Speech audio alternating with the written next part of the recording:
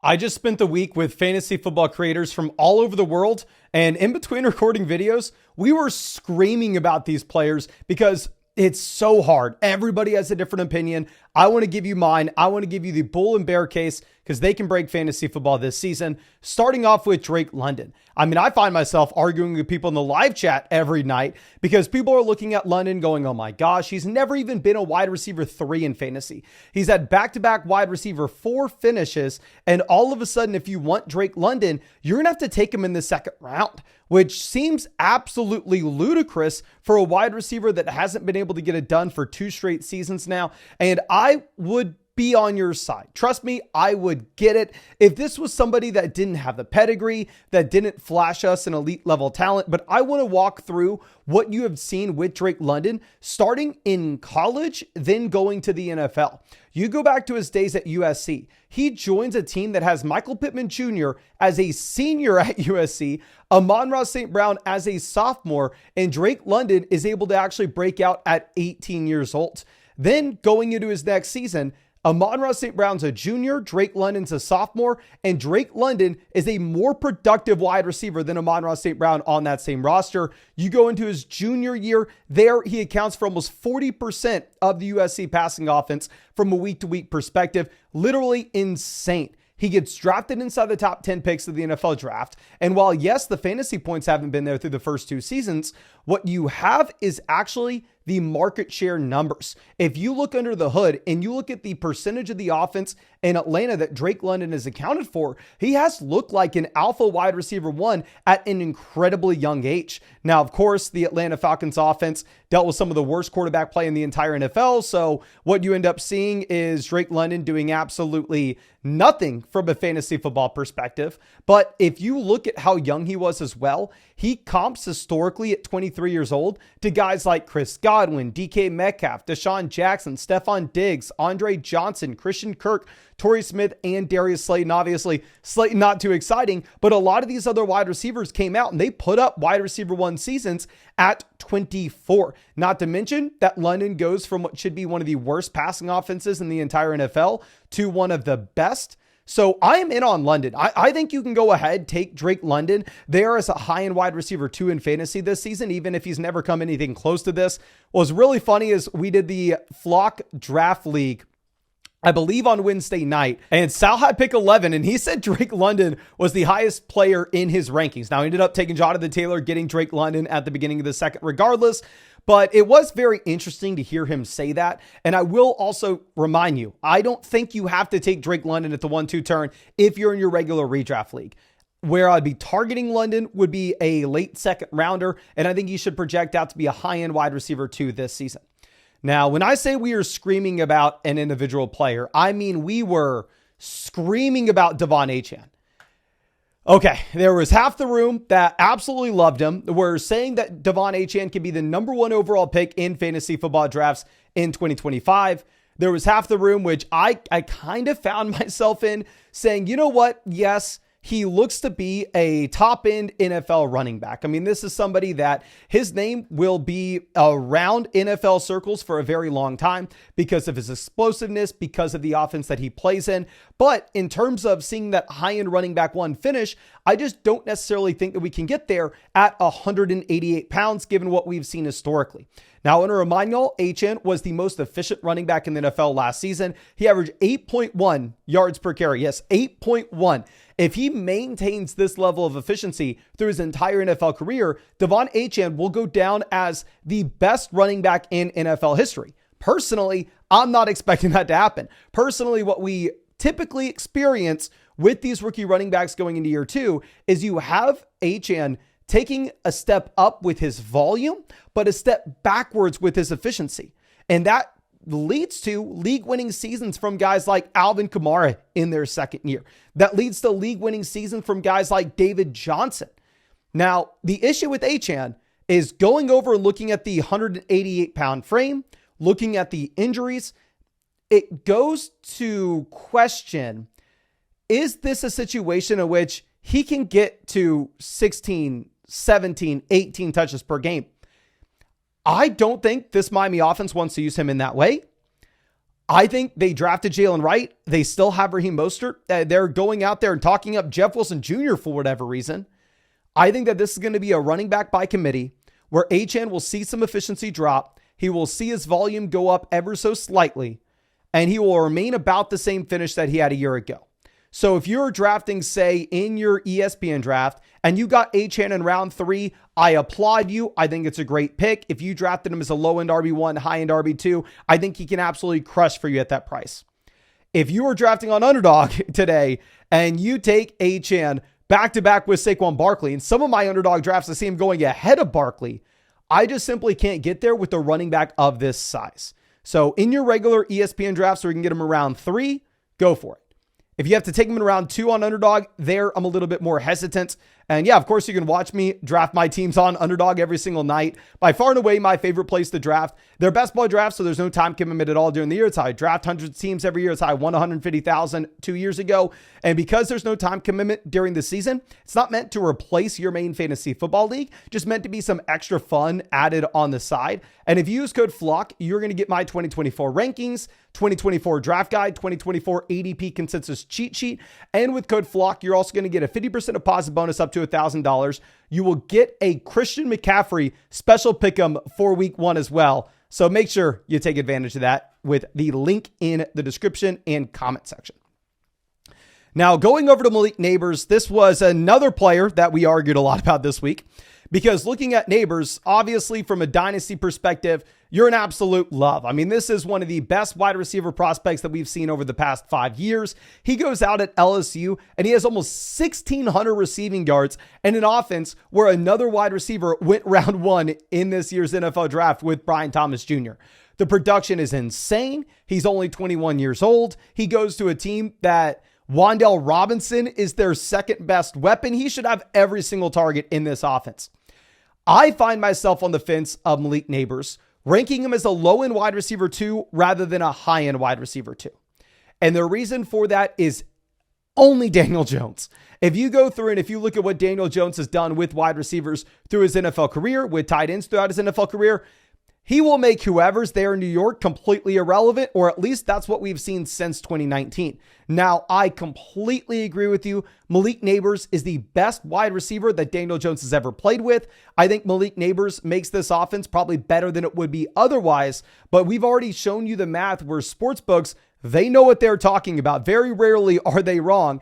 And sportsbooks are projecting out the New York Giants to be a bottom 5 offense in total points scored this year. If you go through and if you look at how that impacts wide receiver production, a wide receiver 1 in a bottom 5 scoring offense over the last 10 seasons has been less likely to be a top 24 wide receiver from a points per game perspective than the wide receiver 1 in a top 5 scoring offense was to be a top 3 wide receiver from a points per game perspective in that season.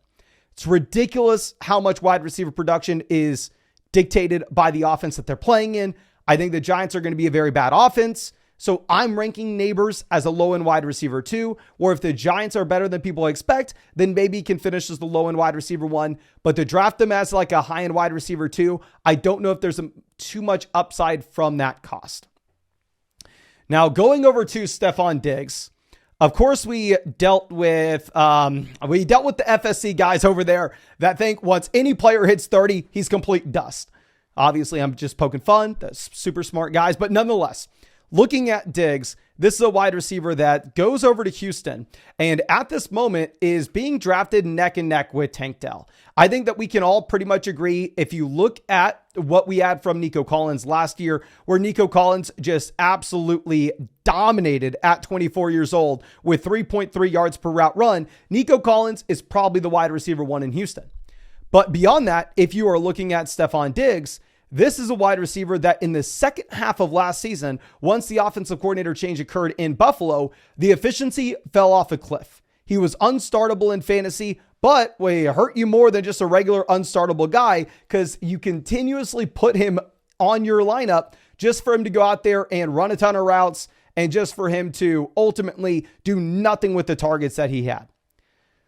The Bills get rid of him. Definite red flag. I am fine drafting Stefan Diggs as a low-end wide receiver 2 this year for a couple of reasons, though.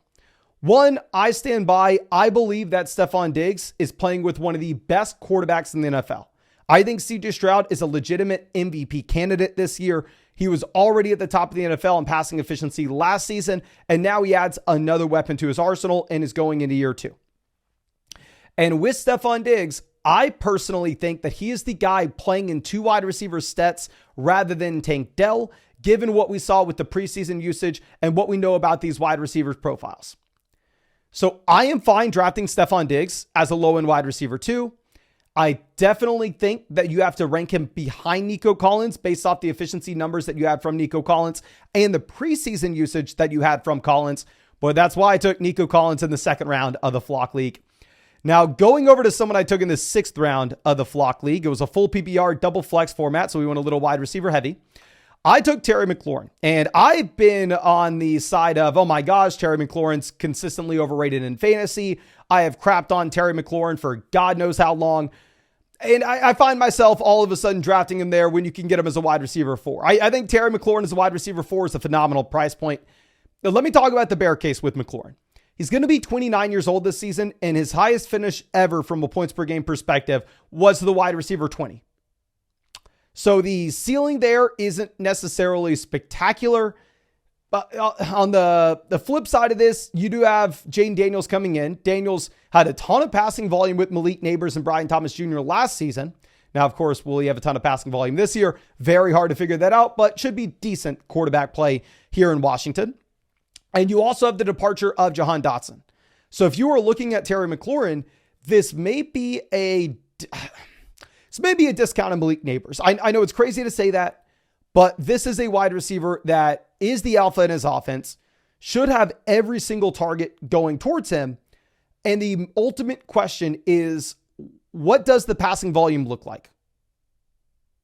Because if the passing volume exceeds expectations, then Terry McLaurin may come out here and he may smash. And if you draft him as a wide receiver 3, maybe he turns out to be behind wide receiver 2. If the passing volume stays in line with what expectations are, or if it's even a little bit less than what people are expecting, then simply the upside's not there. I think Terry McLaurin's a great pick, specifically in the format that I took him in round 6 in, which is a league where you can start 4 or more wide receivers, and it's a full PPR format. If you're playing in like a 10-team league where you're going to start 2 wide receivers and 1 flex, there I don't know if McLaurin has the upside to get really excited about. Now, Keenan Allen is also somebody that we went back and forth on. I kind of found myself on the side of, Keenan Allen is an older wide receiver. Keenan Allen is in a much worse situation this year than he was a year ago, and I'm probably fading Allen. Now, full transparency, I have ranked Keenan Allen as a low-end wide receiver 3 this year. You'll see my wide receiver ranking updated video coming very, very soon. And this is with Keenan Allen putting up the best year of his fantasy football career this past season. But 2 main factors. While yes, I think Caleb Williams has the upside in the long term to be a better NFL quarterback than Justin Herbert, in the short term, I think it's very difficult to project any rookie quarterback to have the same type of passing volume that you've had from Justin Herbert over the past few years, regardless of how good of a prospect he is. So from a passing volume perspective, I think that Keenan Allen is going to a worse situation from Justin Herbert to Caleb Williams. And if you look at the competition that Keenan Allen dealt with last season, Keenan Allen dealt with Joshua Palmer and Quentin Johnston. And Palmer got hurt for part of the year. Now he's going over to compete with DJ Moore and Rome Odunze. Obviously, I'm sure you've heard the fat jokes. I'm sure you've seen the memes of Keenan Allen now being a deep dish pizza reviewer in Chicago. I'm not going to sit here and base all my analysis off that. I think maybe it's a little bit of a tiebreaker. Maybe it's the straw that broke the camel's back because he's a 32-year-old wide receiver that's going into a significantly worse situation where I don't necessarily know what the upside can be here as potentially the wide receiver 3 in an offense led by a rookie quarterback. Now, y'all know I'm not a massive Jackson Smith-Njigba fan. Now, I was coming out of college. Coming out of college, I was sitting here going, oh my gosh, this is somebody that on the same roster as Garrett Wilson and Chris Olave was sitting there at the top with receiving guards. Give me all the JSN last year. He disappoints, clearly. The man only averages 7 points per game. He averages 1.4 yards per route run. Just horrible, horrible marks. Now, the hope that everybody has with Jackson Smith-Njigba is the change with the offensive coordinator here makes it where the Seattle Seahawks are a little more inclined to be a pass-happy offense, And the Seattle Seahawks are in a situation that they are going to run out significantly more 11 personnel, plus the natural regression of Tyler Lockett, where we have seen Lockett just getting worse and worse and worse over the past 3 seasons. But I will take a step backwards and just acknowledge the fact that the vast majority of round 1 wide receivers that had a rookie season that looked like JSN's, they are on the path to be NFL bust. Do I think that JSN is that for sure? No. I have JSN ranked as a wide receiver 4. I could see a world where, yes, maybe it was the offensive coordinator blocking behind Metcalf, Lockett, not enough 11 personnel. And now with that change, JSN's on the field and all of a sudden he's significantly better. I could see that world. But I could also see a world where the change in offensive coordinator is overblown. This narrative that everybody has heard 1,000 times may not necessarily matter as much as people are indicating. And JSN disappointed last season because maybe he's not the next coming of a wide receiver 1 in fantasy. So I have JSN ranked as a wide receiver 4. If you can get him in the middle to late rounds, I'm completely fine with it. If you're going to draft him in round 6, round 7, they're probably not interested. Now, Anthony Richardson was somebody that I thought the domain guys were going to be all over. I thought I was going to be hearing all week how good Anthony Richardson is, how Anthony Richardson's about to break fantasy football, blah, blah, blah. They didn't like Richardson, which was very surprising for me to hear, given the fact they're Colts fans. And with Richardson, he had the horrendous preseason performance that has everybody talking. You had the commentators saying, oh my gosh, if Anthony Richardson disappoints in the season, the Colts are going to have a bad situation trying to figure out if they're going to go with Joe Flacco or A-Rich. I think this is all noise. I'm not overreacting due to a preseason game. I stand by the analysis that we've always had with Anthony Richardson. And this is a quarterback that we have an extremely limited sample with that is very difficult to figure out what to expect from. And I have no idea if he will be a good or a bad NFL QB. But what I do know, based off the rushing that we had from him last season, he can be a bad NFL quarterback and pull a Justin Fields and still be great in fantasy based off him running the football, especially at his size, especially with this scheme. You'd assume that he steps into that Jalen Hurts role, which would lead to a ton of rushing touchdowns. So I stand by. I don't know if Anthony Richardson's going to be a good real life quarterback. I'm pretty damn confident in 4-point passing touchdown formats. However, just the rushing floor he gives you, he is somebody worth taking as a mid to late QB1. And if he turns out to be a good NFL QB, he could finish as a top 3 quarterback in fantasy. But I think that's all I have for you. Really hope that you enjoyed this video. Really hope you got something from it. I want to remind you, if you want access to all my rankings, draft guide, ADP cheat sheet, if you want a Christian McCaffrey special pick'em, more than less than half a total yard for week 1, if you want a 50% deposit bonus up to $1,000, you can find all of that over on Underdog Fantasy. It's my favorite place to draft. I'm drafting there every single night until the season starts. Their best balls to no time commitment at all during the year. It's how I draft hundreds of teams. It's how I won 150,000 2 years ago. And if you use code FLOCK, you're going to get everything that we talked about with that link in the comment section and description. That's all I got. Really do appreciate you and really hope I get a draft against you tonight.